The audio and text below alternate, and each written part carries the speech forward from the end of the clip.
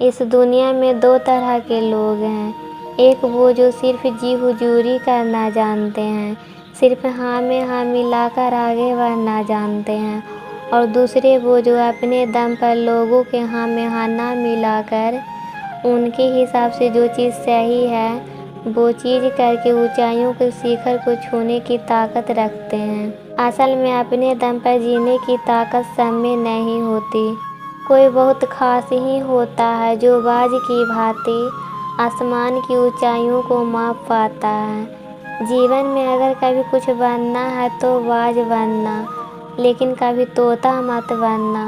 तोता बोलता बहुत है लेकिन ज़्यादा ऊंचाई तक उड़ नहीं सकता। बाज बोलता बहुत कम है लेकिन सबसे ऊंचाई पर उड़ता है और बाकी पक्षियों का राजा होता है। आज मैं आपको बाज के जीवन से सीखने वाली वो 5 बातें बताऊंगी जिसे अपनाकर आप भी अपने जीवन में शिखर को छू सकते हैं। पहला, बाज की तरह अकेला चलना सीखो। बाज अकेला उड़ता और बाकी पक्षियों के मुकाबले में सबसे ऊंचाई पर उड़ता है। बाज अकेला उड़ेगा लेकिन कभी भी चिड़ियों और छोटे पक्षियों के साथ नहीं उड़ेगा। बाज हमेशा या तो बाज के साथ उड़ता है या फिर अकेला उड़ता है।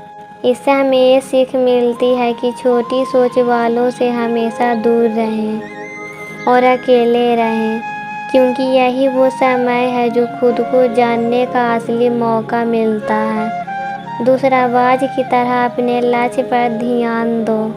बाज के देखने की शक्ति बहुत ज़्यादा होती है। बाज अपने शिकार को 5 किलोमीटर दूर से ही देख लेता है और जब एक बार उसे अपना लक्ष्य दिख जाता है तो फिर उसके बाद रास्ते में चाहे कितनी भी मुश्किलें क्यों ना आए, वो अपने लक्ष्य को हासिल करके ही दम लेता है।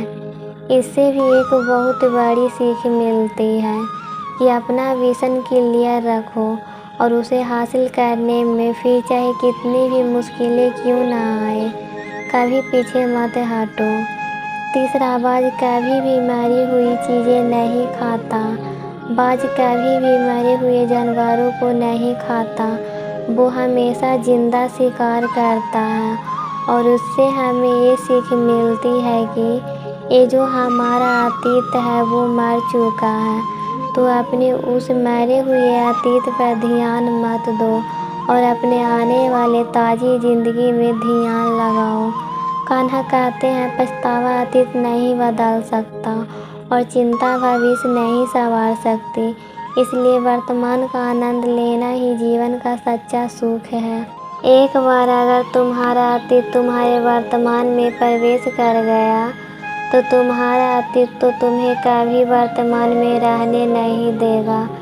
अतीत में तुम्हारे साथ कितना भी बुरा क्यों ना हुआ हो, उन मरे हुए यादों को अपने वर्तमान पर हावी मत होने दो और उस बाज की तरह बनो जो कभी भी मरी हुई चीज़ों को नहीं खाता।